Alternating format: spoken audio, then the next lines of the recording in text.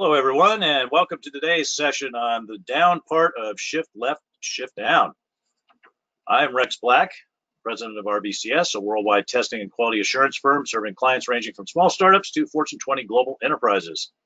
Since 1994, RBCS has delivered insight and confidence to hundreds of clients around the world. We have a team of international consultants that deliver customized training, consulting, and expert services to companies that are looking to improve their test and quality assurance practices. And as you can now see, we've added the webinar or the webcam turned on so you can see me, and you know for sure that I'm reading that from a script because you can see that I'm looking at the script. In this session, I am happy to welcome Ed Weller, a man that I've worked with for probably verging on a couple decades, I would think. Ed is an internationally recognized expert in software engineering and in particular software measurement. His focus on quality started with his work on the Apollo program with General Electric and was reinforced during his work on mainframe systems at Honeywell and Group Bowl as a hardware test, software, and systems engineer manager and technical fellow, and as a process group manager on the Motorola Iridium project. So in some cases, Ed can say, yes, it really was rocket science. In the past 17 years, he has worked with small to very large companies that develop engineering and IT applications to improve their quality and productivity.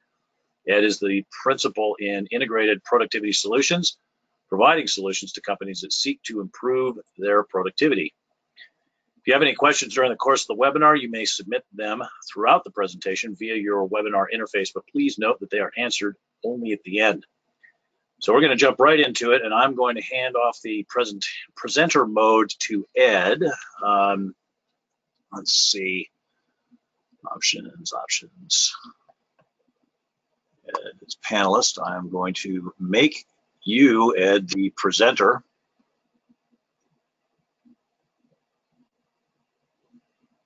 Okay.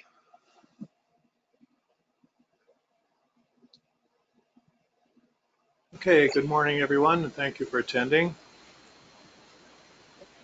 And I'm assuming that you do not see all of this stuff on the side of the screen. Okay, let's get going. We've got a lot of material to cover. And Rex has introduced me. Don't necessarily know who you are, but the reason for this list of people are the ones that can use root cause analysis to resolve problems in their organization. We'll cover the definition of root cause, why we see defects in software, what does the shift left and then shift down mean, and then we'll talk about the techniques. And there's a section on tips to starting to use root cause analysis that I do not intend to get to, but will give you an idea where to start. To begin with, the term bug is overused and it's also inaccurate in our business. Everything is a bug. In reality, what we have is a sequence of things that cause failures. We start with an error, which is a human action. Somebody makes a mistake and does something incorrectly. That introduces a defect into some part of the documentation, component, or code in a system or test cases. And eventually that can lead to a failure, which is deviation from the expected result. Now, failures occur in test or use of the product by our customers and users. Defects, on the other hand, are found by reviews, inspections, and static analyzers. And those are a result of the errors or mistakes that we've made. So if we use those definitions, how do we attack this problem? We also have two more definitions. The cause of the failure is really the one that's identified by the developer or tester when debugging that failure in test or use, meaning that you've identified the proximate defect in the product that caused the failure. Root cause is that underlying error that the person made when they initiated some action or some product development. If we eliminate the root cause, we reduce the number of errors and fewer defects. And you get some very interesting returns on investment when you do that. Shift left just says you find the defects sooner. You find them in system test before you ship it to your customers, or in other testing before you go into system test, or some sort of static analysis in terms of reviews, inspection, or pairing, which is an extremely powerful way to eliminate defects. Shift down says you just reduce the number of errors. And that's what we're going to talk about. Well, let's put it this way. What I found in going into a company that had initiated a root cause analysis program that turned out to be a total disaster because it didn't work is that they didn't understand some things about software development. First is that defects are just the natural consequence of the way we work. And that doesn't mean we have to accept them though, okay? And the organizations that have learned how to prevent these have seen nearly defect-free or failure-free software as it goes into production. Yes, professionals over time learn how to reduce the defects they make. That's experience. We all learn, but some of us learn better than others. So can we come up with a systematic way to do prevention and start to get the 10-to-1 reductions in defect injection rates that have been seen, or believe it or not, 100-to-1 or better deliverable quality levels. And we'll talk about why we do this and how it's used and the techniques that are used for root cause analysis. It really is different for software. If you think of industrial accidents, they tend to be single events with a very high cost of failure. Think of 3 Mile Island, and I actually had somebody who was on that post-mortem for 3 Mile Island in a class I did. Very interesting talking to him. If you look at the TWA 800, we'll use that as an example later, chemical plants, other big single events. But in software, we have literally an inexhaustible supply of defects. When you talk about million-line products that are shipping 1 to 2 defects per every 1,000 lines of code. So you can get 1,000 to 2,000 defects in a million lines of code. Fortunately, not all of those will cause a failure, but a large number of them do. And quite often in software, most often we do have a lower cost per failure, but I am aware of a 1.4 or 1.5 billion dollar loss to a one line code that was left in a program. Cost the company about 1.5 billion bucks. So this fact that we have large numbers of defects does affect the way we do root cause analysis, the whole process. You can't do RCA on all failures when you got a large number of them, so you want to have some selection process, and hopefully it's systematic rather than just totally random. What we'd like to find is common causes, because if you find a common cause across multiple defects, one analysis and solution wipes out a whole bunch of problems.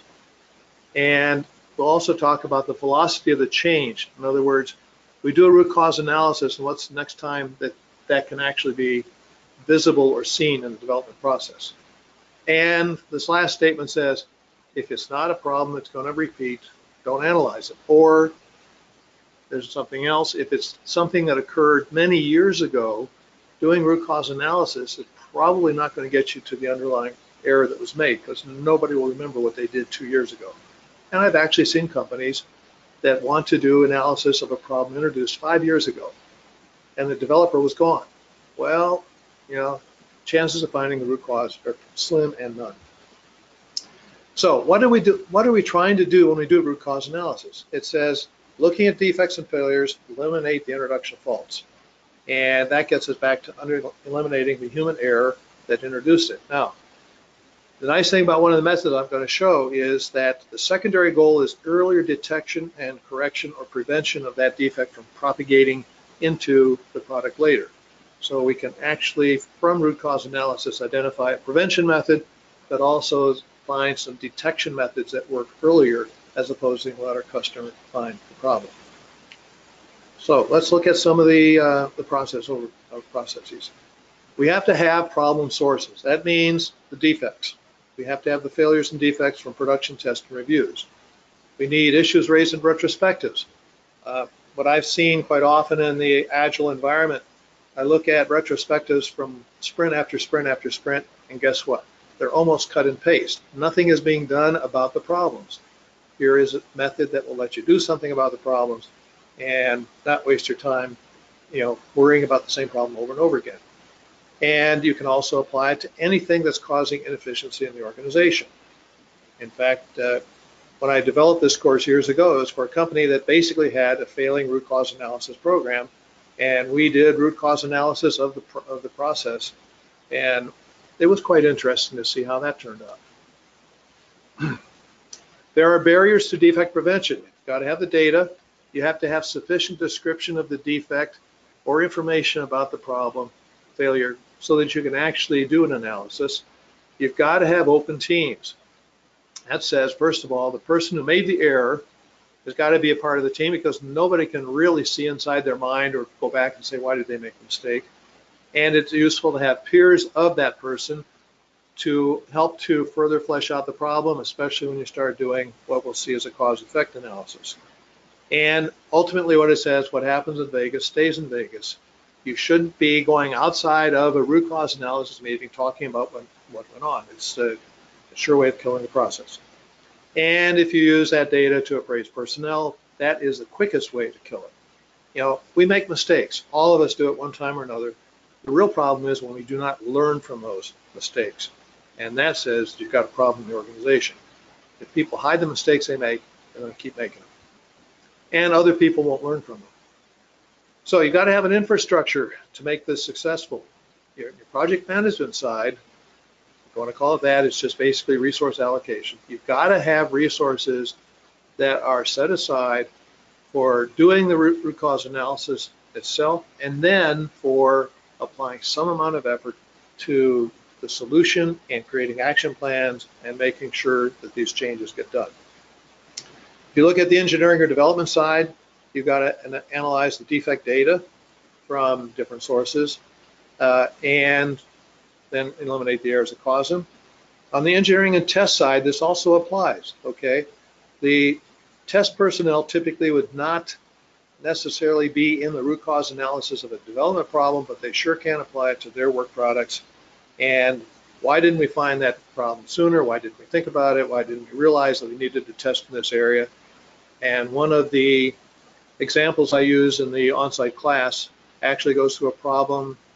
It was a mistake I made, and why it was made, and what we could have done to find that problem before we let our customer find it. And anytime you mess up the amount field on a check going into a database, you've got a problem. Are there alternatives to doing root cause analysis? Well, can a third party actually look at what's going on and say, why did the individual make the mistake? Not very likely. People like to say, well, we can have graybeards come in and look at a problem and tell us what we did wrong. Doesn't work very well in software. In the engineering analysis, say of TWA 800, or you look at the shuttle disaster and so on, yeah, you can look at that from a straightforward engineering analysis. And bottom line is that if you don't plan the process, if you don't allocate resources to root cause analysis, it's just not going to get done. What does it cost? Well, you really need to train people so that they understand what's expected of them when they do an analysis. You need to have plans that allocate resources to do it. You got to have a process for it to make sure that the teams will execute the root cause analysis correctly and in the same way across the board. You've got recurring costs, basically the ones that every time you have a causal analysis meeting, you spend some time on it. And these don't have, I can go through, and I've seen people go through 5, 10, 15 minutes for one problem. Sometimes it's going to take longer because it's more complex. You want to make sure that you put the effort in that is appropriate for the kind of problem you're looking at. You've got to analyze defect data. You've got to propose actions to correct them. You may be as simple as changing a checklist, adding to a checklist, small changes to the way you do your work. There should be feedback to the organization, because team over here finds a problem, and lo and behold, if they tell the rest of the organization what they found, 2 or 3 other people will say, hey, no, I make the same mistake. And that cross-organizational learning is important. And you really should measure the root cause analysis activities properly. Doesn't mean that you track who made the mistake. I saw that happen at one company. The first time they got a result that said somebody hadn't done their job properly, they demoted the individual. You want to guess how much more root cause analysis got done in that company? Okay, where's the payback? I've already said one analysis session might attack an entire class of defects. I've seen that happen. You can find similar problems in production before the failures occur. You see something that's wrong, you go through and look for other places where that same problem exists, and you say, whoops, we better fix that before we have a problem. And you end up making changes based on data and analysis and not on opinion. If you've ever worked on a project where you say, well, somebody says, we're going to do better this time because we learned from the last one.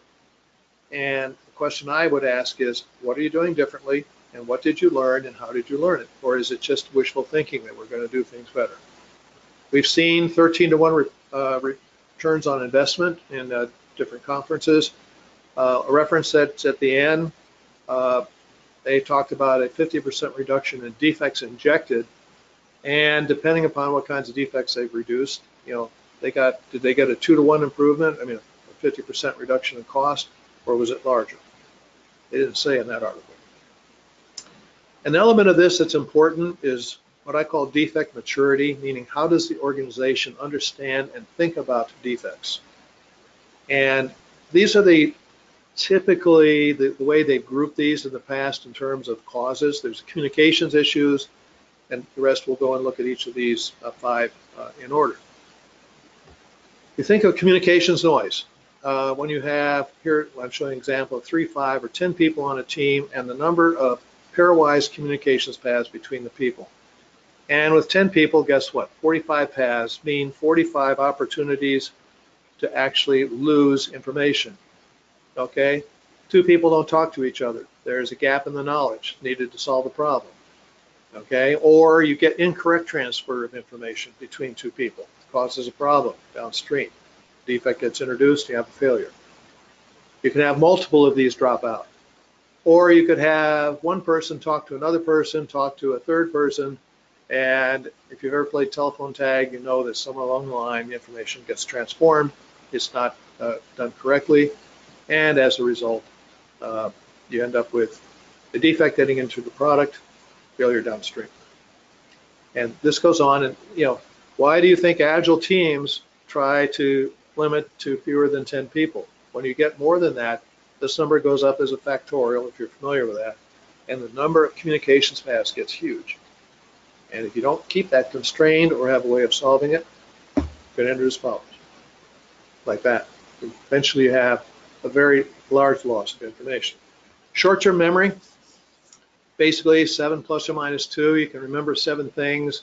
It gets much larger than that, they drop out. Some people it's 5 plus or minus 2. If you're interrupted, and I was actually in a class where we were doing one of these exercises that demonstrates that. Partway through, a car alarm went off next door, and I was 1. It wasn't plus or minus 2. It was 1 minus 1. Interruptions occur all the time. Phone rings. You've got your boss coming in asking for something. You've got coworkers. Ask yourself, how often do you get 1 hour of uninterrupted work? And every time you get interrupted, you essentially pop your stack or push your stack, and when you pop it back, something doesn't come. Multitasking. We think we can multitask. All kinds of studies show that multitasking reduces efficiency and introduces errors. Because every time you get a context switch, you got to reload after the interrupt, and you just miss information.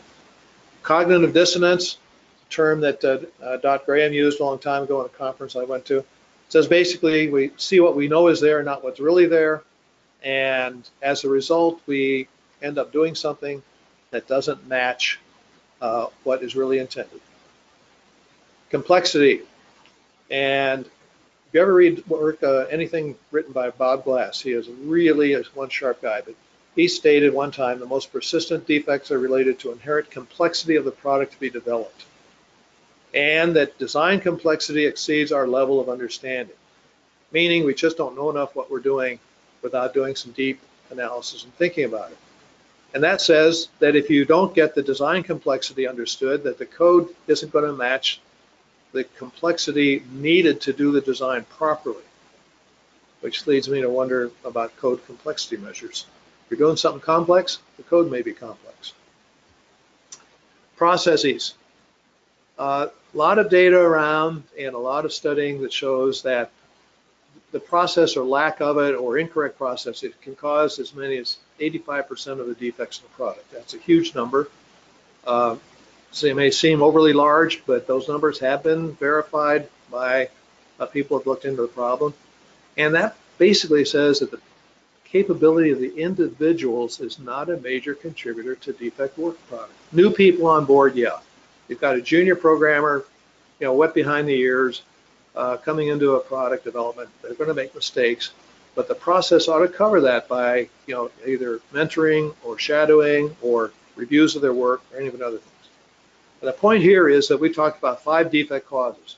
And if the organization doesn't understand that, then their root cause analysis outcome tends to be limited to non-threatening analysis. They don't want to talk about it, and preventive actions are just basically very bland. They don't get you what you need, and pretty soon people start saying, why am I wasting time doing this? Because we never do anything to fix the problem. And again, getting back to defect causes, and if you look at that root cause taxonomy that we just talked about, that people are not usually the cause. If people are the cause, maybe they need more training, maybe they need more background, more mentoring, and so on. And if we see that that defect data is then tied into the individual performance appraisals or a merit system, the whole defect prevention process, if you're doing inspections, the correct use of test data, it's all going to be compromised. And I'd ask, does your company or organization have a policy talking about how you use defect data? I did a talk one time, said there's gold in them in our hills, meaning if you use defect data properly, you're mining a gold mine. If you use it improperly, you're basically poisoning the organization. Okay, varieties of root cause analysis. The ones that I have seen, and we'll talk about each of these sort of light bulb, meaning the developer says, oh, it's obvious why I made that mistake. Well, sometimes it isn't obvious, and sometimes a very short session with multiple people will clarify the unobvious aspect of the problem and why they made the mistake. Better than nothing, but it's informal, and you run the risk that it just won't be very effective. 5Y has a lot of popularity in the business. There's a method that I ran across called Apollo, and it's one I like. We'll see why. And then you have the Ishikawa or fishbone analysis.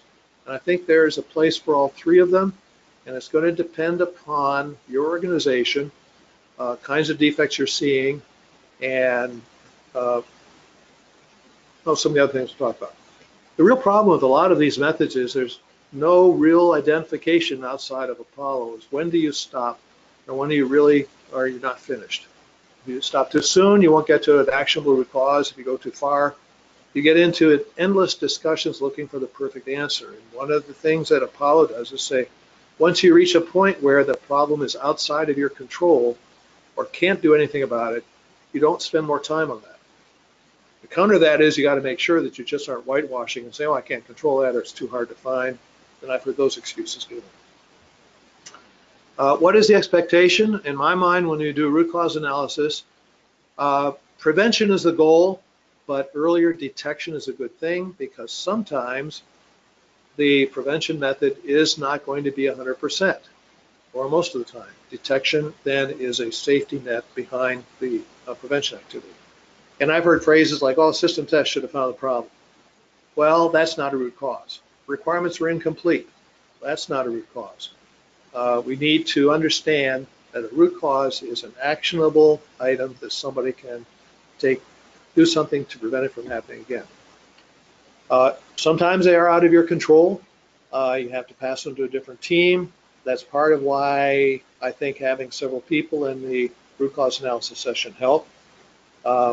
And when you're done, if you group these into batches of the causes, or sometimes if you group the defects that appear to have the same defect type, that can help you identify a common cause. I haven't seen a lot. I mean, they talk about it theoretically, that you can look at all logic errors that have been made by programmers, and if you do root cause analysis of those, you're going to find common causes. I've never seen that, and I keep searching for papers that will actually demonstrate that that's true. Maybe one of these days will come out. Why are we looking at 3 methods? Well, broader knowledge is always useful and good. Fishbone, I see that being used in some companies, and they end up trying to stuff their analysis into one of the bones on the fish, and I think it limits the thinking process. 5Y and Apollo, and that's in the Gano reference at the end, are different, and I think they give you a better understanding. And I will look at I want to look at Apollo first because once you've seen that, 5Y is easy to go through. The reason I like Apollo is, that's the term that Gano used for it, is it assumes that there may be multiple causes for defect. And we want to find the cause or the cause that gives us the best option for resolving or preventing the problem from occurring again. It does not presuppose a cause, and it also keeps you from converging too soon. And they talk about having the condition which allows the problem and a trigger. So if we look at a fire explosion, you have to have an ignition source, you've got to have combustibles, and you've got to have oxygen. If you have any one of those missing, you're not going to have a fire explosion. If you look at the TW800, which occurred many years ago, they had all three of those. The eventual solution, which came along, that was a prevention process, was to purge the fuel tanks with nitrogen. But it took a while to come up with a way of doing that that didn't weigh the plane down to the point that you couldn't fly it. Before that, they did prevention by doing better inspection. The key phrase in Apollo is caused by. Essentially, we do a cause-effect diagram, although in reality, you're going from the effect back to the cause. So you have the primary effect, which is a thing that you want to stop. And you say, okay, what is the condition that existed, and then what is the action or trigger that caused it? And if you're doing this analysis for very complex or serious problems, you want evidence that backs that up. The evidence might very well be the defect report or the failure report that was submitted for the problem you're looking at. And you have an and condition there, which means that if you can prevent the condition or the action, then you're not going to have that failure. You then you keep working to the right. You take a condition and say that is caused by, again, a condition cause and an action cause. Sometimes you can't find two of them. Don't worry about it. Just keep on going. If it's not obvious and after a couple minutes of discussion you can't find something, just go down the single condition or the single action, regardless of what you want to call it. When you have this diagram and then start working on the solution, we've identified 4 boxes there of causes, and your prevention solution might be for any or multiple of those. There may be a detection solution that is also in place in one of the situations, and that helps you then come up with a solution which is going to work better. 5Y is less structured. You don't have the action condition evidence as part of the process typically, although you may end up discussing it. The thing I've run into is the number 5, that I've seen people stop when they get to 5 because it's a 5Y process. I've also seen them at 2 or 3 Ys have actually come to the point, but they say, oh, we got to do 5. So 5 becomes the goal as opposed to identifying the underlying root cause. Depending on the kinds of problems you have and what you're doing, this may be a more appropriate way. The rigor of the Apollo method is, for some organizations and for some types of defects, maybe more than you need to do. Ishikawa is basically, why is it called a fishbone? Because it looks like a fish with bones on it.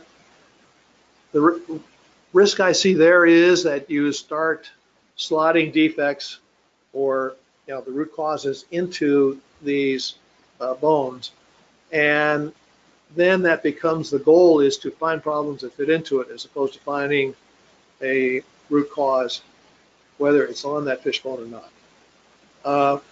For some teams that are that need more structure, and if they have a database of defect data and root cause analysis data that says that we do have repeatable causes, and it is limited in our organization, this may work. But it's been my philosophy through most of my career is I don't like to have my thinking bounded by something that causes me not to really consider all of the things I really want to think about. Whatever. It can be unwieldy. It can be a sorting and grouping technique. You take the output from Apollo or 5Y, and it may be useful to group it. It may be something that you, once you've done that, that you use to communicate problems to the rest of the organization. Okay, in the full day workshop, I have a couple of exercises I go through. One is we'll see it in a minute, a dark and stormy night. Another one is a problem that still sticks in the back of my mind because I was on a customer site and I introduced a integrity error in their data going into a bank, which was not a good thing to do.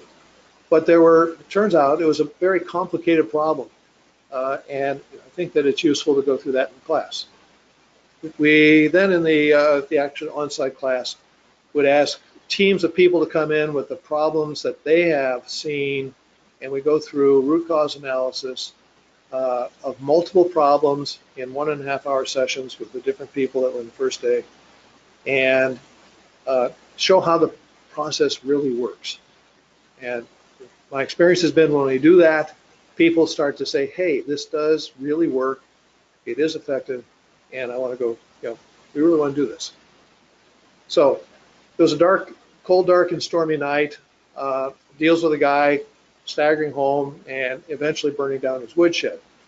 And it's a little bit entertaining, but I will give you all a clue if you decide you want to go through a cause-effect diagram for this. That Seth was a teetotaler. He did not stagger home because he was inebriated. So don't assume that that is the problem. But that's put in there to condition people to think, well, the guy probably had one too many at the tavern. He didn't. The solutions phase. This is critical because if you don't do this, you don't get any payback. And in essence, if you've got a cause-effect chart, you work the chart backwards. Starting from the right-hand side, say, why is that cause there? Can we prevent that at the lowest cost? Now, I have a conditional cause and an action cause. I look at those and I say, gee, I might be able to eliminate the condition, but the action cause I can definitely eliminate. That gives you two ways of approaching the solution. And if you have a larger chart, which goes back, you saw one that had 2 levels, you could have 3, 4, 5 levels. And sometimes the actual solution you want to put in place is not at the end of that chain, but it's somewhere in the middle of the chain. And that to me is why the Apollo method has more value than 5Y or fishbone, because it gives you insight into complex problems that lets you pick multiple potential solutions. And sometimes, say you're working in safety critical systems, you do want to have a broad knowledge of the problem because you may say, I've got to put prevention and defect detection in different places.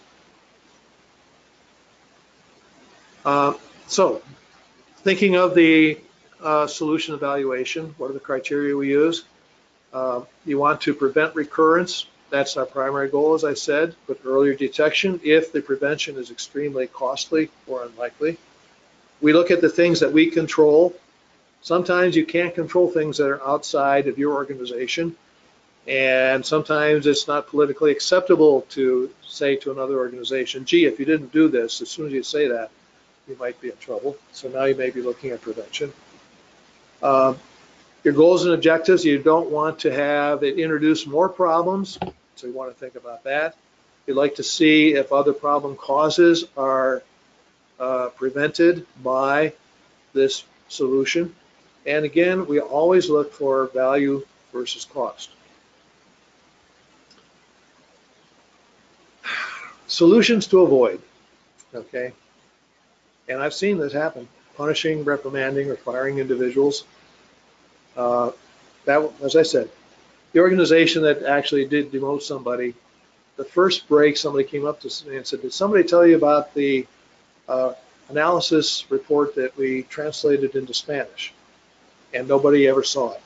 Like, nobody was ever looking at the actual output of the process. Turns out their goal was to do the root cause analysis and show they had 100% of the defects analyzed. What they did with it, they didn't do anything. Any output that says investigate, review, or analyze, it basically is saying is you didn't really get to the root cause and you have not really come up with a solution. You have to be very careful about wishy-washy words like that. You don't really have an actionable solution at that point. Warning signs, don't do this, or slogans in the hallway. I think people get tired of that real quick. Inventing a new process when the old process wasn't followed. It just doesn't really work. You've got to figure out why was that process not followed? Why didn't they do things correctly? And figure out what you can change to make sure that doesn't happen again. And we talked about problems that are outside your control, but fault transference to another group as an out, meaning, hey, if we say it's their problem, isn't a solution either, unless it is actually a correct solution. And quite often that's used as an out because people just don't want to really dig down into why they made the mistake. Phrases that I've heard, and you shouldn't use, too hard to find. I've heard that. Say, oh, there's no way we could have found that. There are others, we've tried that before. A real problem is no budget for solutions. I was leading a root cause analysis meeting when the first thing 4 or 5 people came in there and said, why are we wasting our time here? And I said, what do you mean? He said, we go through these meetings and nothing ever changes. Nobody ever gives us funding to resolve the problem.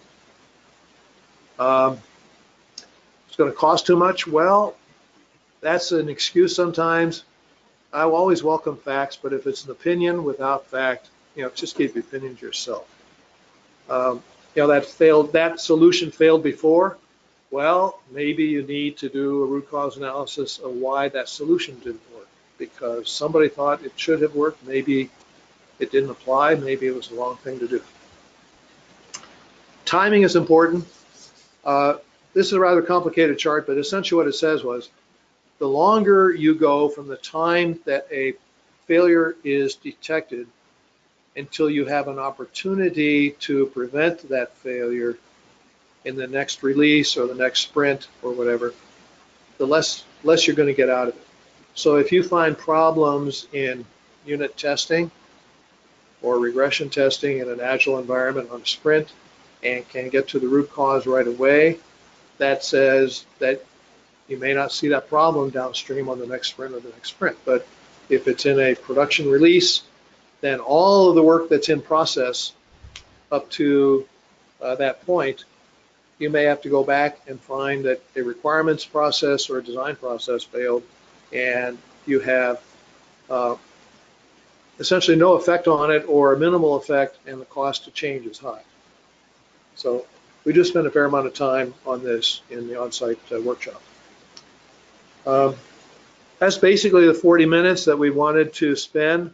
I've added these slides sort of to give an idea of what we additionally cover in the on-site workshops. And I've had various degrees of success and failure with this. A lot of this will depend on what the solution is. If it's a resource problem, then somebody in the organization has got to say, hey, resources have to be put there. If it's a problem of, oh, we punish people, that's really hard to correct. You don't ever want to start doing that. So at this point, we will open it up to questions from those of you who have been patiently listening for a while. And I certainly enjoyed the opportunity to present this information to you. Cool. Thanks, Ed.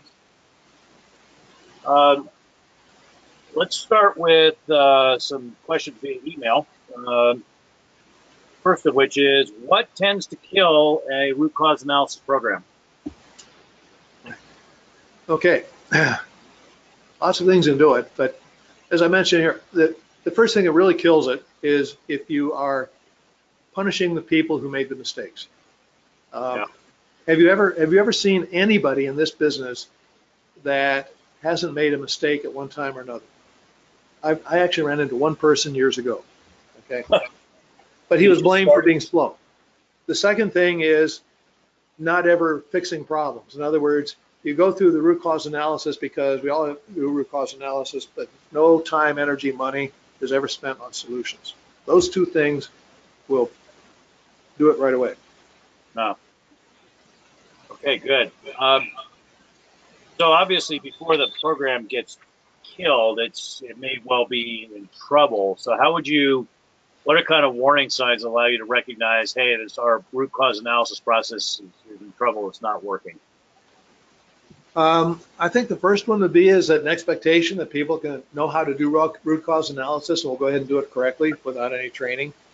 That, like anything else in this business, if people don't understand what they're supposed to do, it's unlikely they're going to do it right.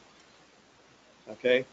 I got off track there. What was the question again, Rex? Recognizing that the root cause analysis process is trouble. Yeah. People coming into, every now and then somebody gets a bee in their bonnet and says, we got to do cause analysis of these critical customer problems. And you have people coming in saying, why are we spending our time here? We never do anything, or it's viewed as being a witch hunt or an excuse. I saw one organization where I don't know what level they were, but they were third or fourth level management upstream or up, were gold, and their bonuses depended upon the number of problems that were linked back to their organization. You know what happened in the root cause analysis meetings then? It became an exercise in finger pointing. That would kill it. That'll do it for sure. Any sort of process improvement that gets to be about the people, right? Who screwed up? Yeah, it'll kill it every time. What are your thoughts about metrics that you ought to collect? Basically, there should be some way of evaluating the defect injection rate over time. Mm-hmm. And that sometimes is really hard to do because we've got a lot of processes floating now around where defects aren't called defects anymore. But you should be able to look at overall productivity increasing if this is done properly. You should see better communication in the organization, people learning from each other, and sometimes that can be done via just a survey, or not surveys, no. Somebody walking around and saying, hey, you've been involved in doing root cause analysis for this amount of time, or what have you heard that's helped you do your job better because of what's been going on? So you would think like in an agile organization, you'd expect to see velocity of the team increasing over time as the developers are spending less time dealing with fixing defects, for example? Depends on how they compute velocity, because I've seen some organizations, when they shove a fix into the next release, count the work done there as part of the velocity of the next sprint. Let's put it that way. They don't distinguish necessarily that, oh, we had a problem, we put the problem in our backlog, and when they finally get around to that, that's counted as velocity. Mm-hmm. If they aren't making that distinction, then you're not going to get a measure. Right. But you can certainly see downstream, if I've seen some organizations, a sprint output goes to a system test. I've also seen organizations very carefully measure failure rates in production, and there may be multiple causes going on there. I mean, you got a whole bunch of things changing. Can you really link it to one? But in reality, the number of defects that you're seeing in the testing is one way of saying, this is probably working. Got it. Okay. Yeah. Good.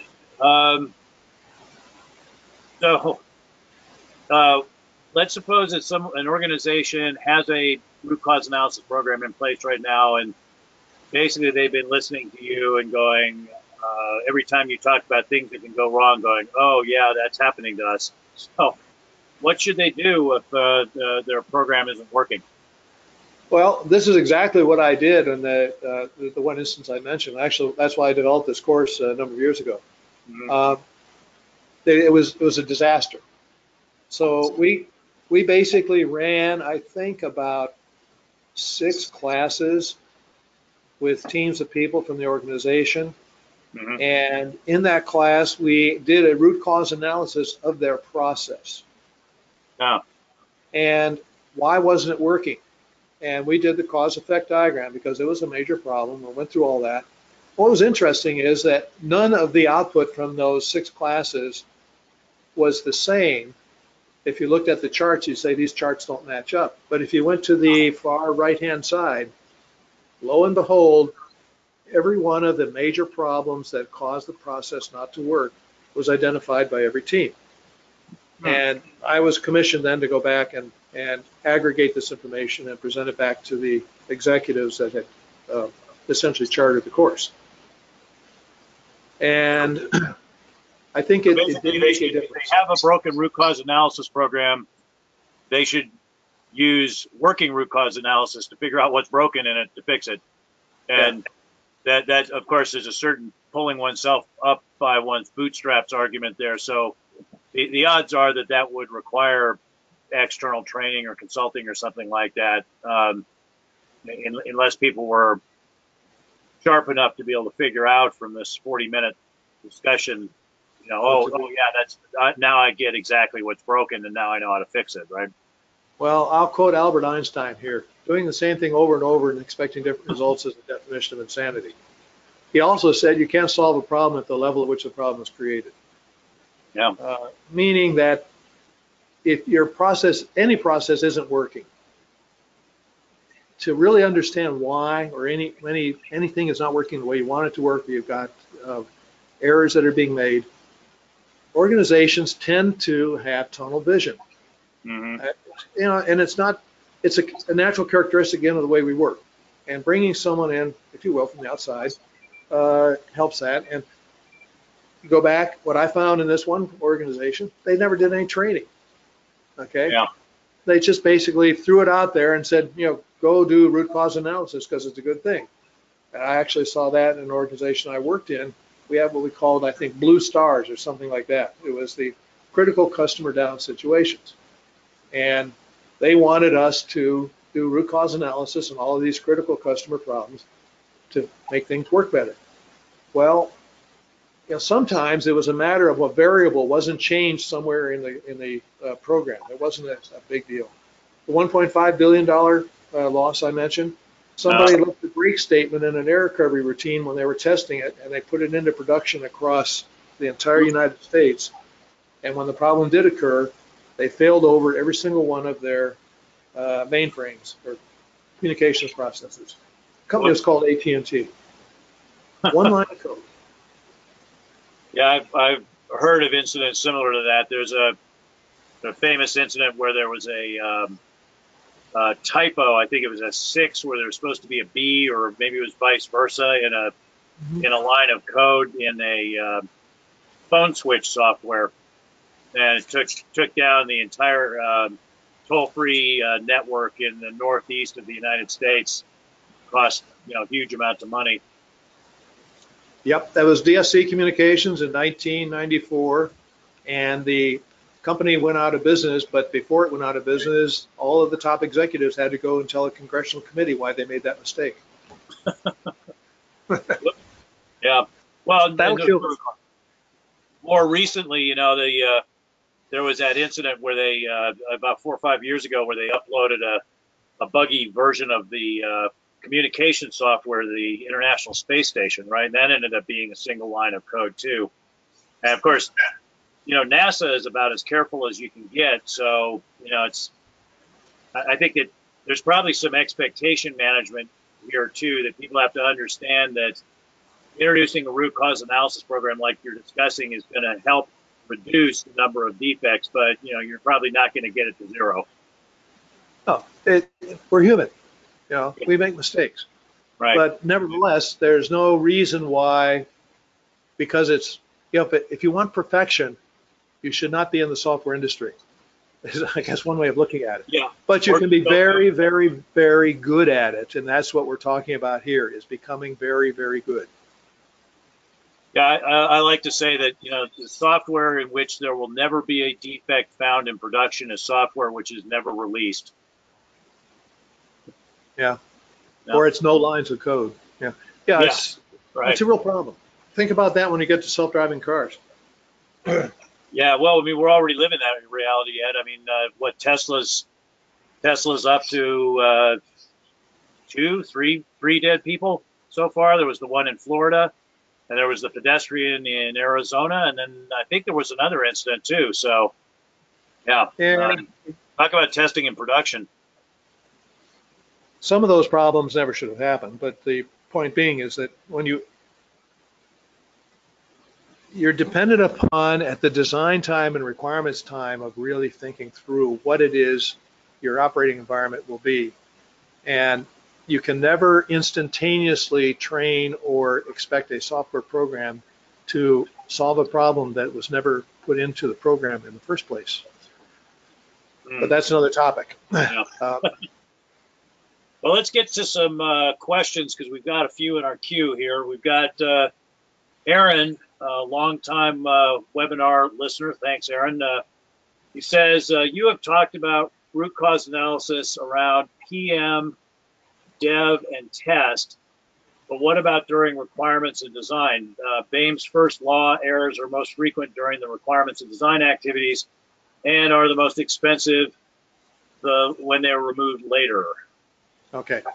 Probably just the way I think, but I did mention business analysts at the beginning, and that one complicated chart that had the life cycle. Yeah. I didn't emphasize that, but the requirements defects are clearly those are the ones that cost you the most. And if you don't address those properly, when do you find a lot? If you find those in production, which is quite often when they're found. Now the cycle time to actually impact, you've got 3 or 4 other sprints, releases, and everything else gone downstream, where maybe you've made the same mistake. So yeah, and that's why, again, I think, trying to think, you need to know where your problems are in the organization and have the people that actually made the mistake and peers of that person involved. Now, you're talking about requirements, over on the BA side, but also on the analyst side in development. Those would be the peers you'd want to have in a meeting to say, why did we forget this, and why didn't we realize we forgot it as we went through development? Yeah. Tough world. I mean, baseball players that hit 300 are multimillionaires. If we were right 30% of the time in software, heaven help us. I got a question from Donald, another longtime listener here. He says, regarding the old idea that prioritizing and driving developers to go fast is a major cause of errors and defects, where is the role of RCA for the ensuing failures? So I think he's asking about, like, if you've got some sort of management initiative that's, velocity, is the most important thing, isn't it possible that your root cause analysis might basically point out, hey, this initiative that's so near and dear to the hearts of management is actually what's leading to the introduction of a large number of bugs? How do you handle that? Boy, the reason I'm sort of laughing or hesitating is I've lived through that. Yeah. I'm sure everybody has at one time or another. Data is about the only way that you can win that battle, because your boss's opinion or the grand boss's opinion will always tend to take precedence. Right. And I've always had I made the assumption that for the most part, management is rational. If you present them with data that shows them a better way a better way of doing things, or why things aren't working, that they'll listen to you. Maybe not the first time, maybe not the second time, but they will eventually realize that, hey, you really do know what it is you're talking about. Developers are smart people. They have to be to do the work we do. And sometimes the pressure to get to market fast overrides getting to market with something that works. Yep. And I bet there are a lot of people at Boeing right now that wish that they had done something differently to reduce costs. Think about that. I mean, not everybody works on airplane avionics and all the rest of that stuff, but if you've got commercial products that go out behind schedule, that's bad. If they go out on schedule and don't work, that's a lot worse. Yep. Yeah, absolutely.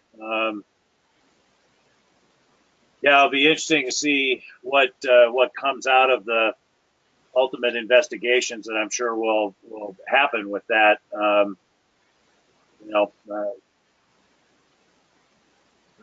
we'll see what the ultimate finding is, and hopefully it doesn't just come down to pure venality, but it certainly does. It's not, the initial signs are not good. Let's put it that way, right? Yeah.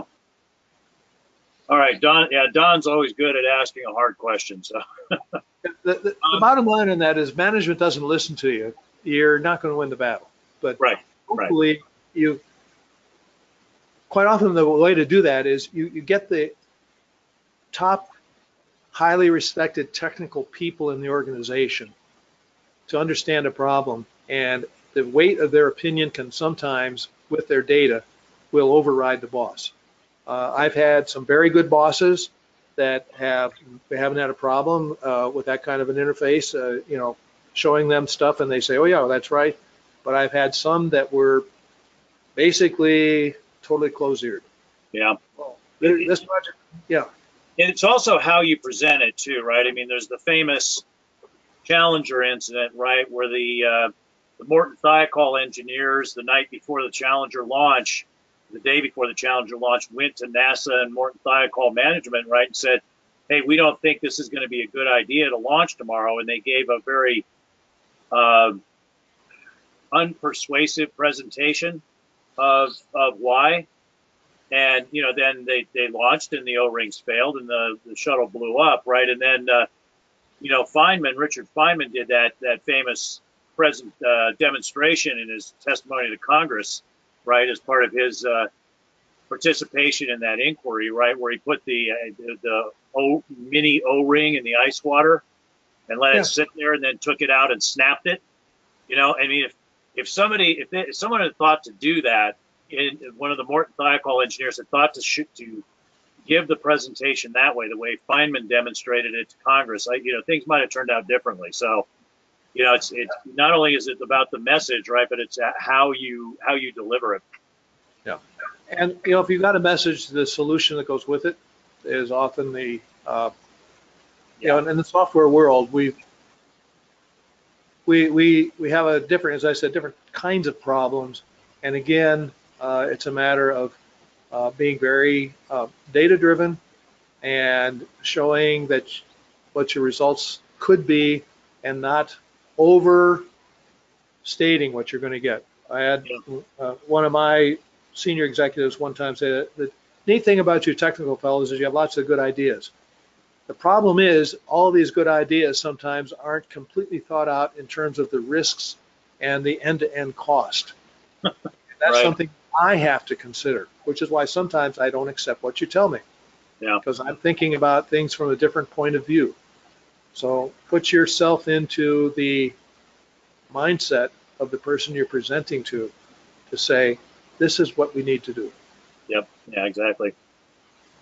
I got a final question here from the audience from Amy, who asks, is there value in taking a first step at categorizing root cause types to see what are the breakdown of types? And I am talking about doing this for incidents in production.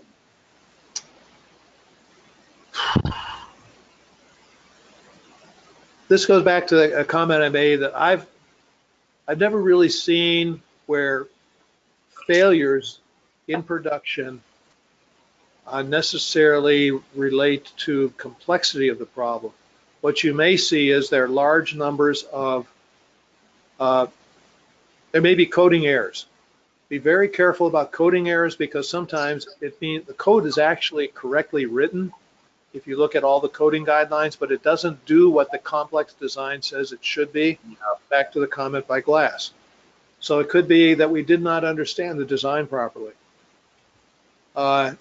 If we have numbers of issues relative to design, that says maybe grouping those together and doing root cause analysis on multiples of them will be very effective. Because what you really want to look for is when you get to the solutions, can I group solutions together that mean I can wipe out multiple problems, multiple errors with one solution as opposed to having to come up with multiple solutions.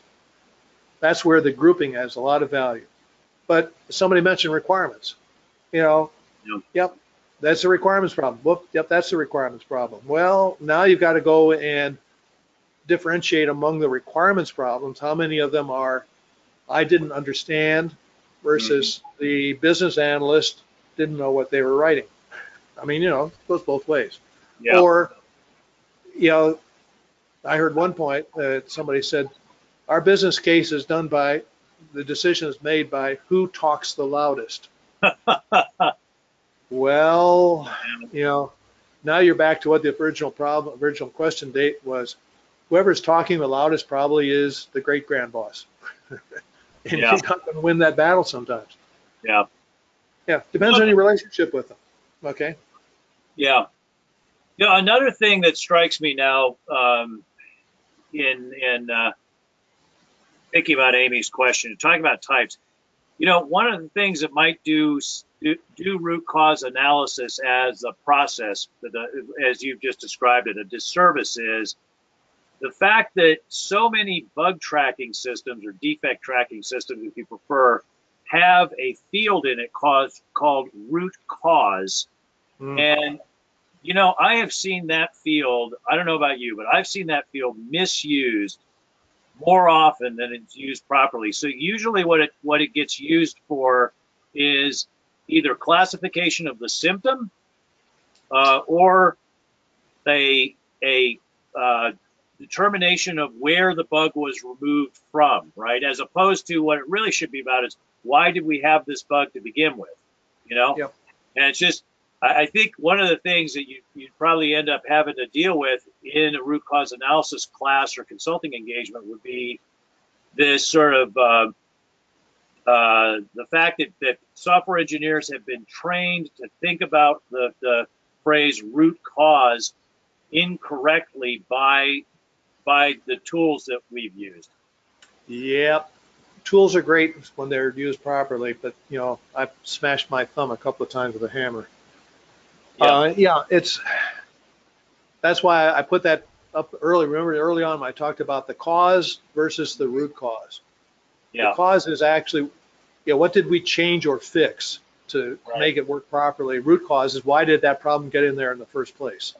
And you got to really distinguish between them. Yeah. We use words very loosely in software. We're not engineers, okay? But part of that, for the most part is that we're not dealing with force equals mass times acceleration. We're dealing with the human thought process, and the software is a social development at times, if you think of the interactions between people. And that's why we have all these different kinds of problems. I will say one last comment here. I rarely see coding errors. I see code that doesn't do what it's supposed to do because the person didn't understand what it was supposed to do. Right.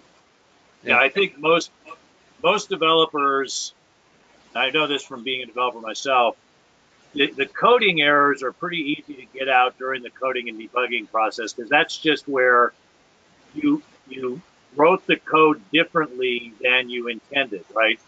But it's the design stuff, the embedded bad design decisions that are really difficult to get out because you start to have that confirmation bias problem, right? Which again, that's a whole different discussion too. Yeah. Well, if this stuff were easy, we wouldn't be doing it, right? Yeah, exactly. So good. Well, we've filled our hour here, so thank you, Ed. Appreciate your time, and this is an excellent webinar. For those of you who are out there listening, I hope you enjoyed this free webinar from RBCS. We do these free webinars as a service to the software testing community because at RBCS we are a not just for-profit company. If you enjoy our free webinars and feel that they demonstrate solid insights into the kinds of testing challenges we face, please make RBCS your preferred software testing vendor for any and all expert services, consulting, or training. We're happy to provide a quote for any such help you might need, including Ed's excellent root cause analysis course. You can contact us at info@rbcs-us.com. So again, thanks, Ed. Thanks to everyone for attending. I look forward to seeing you on future webinars. And thank you.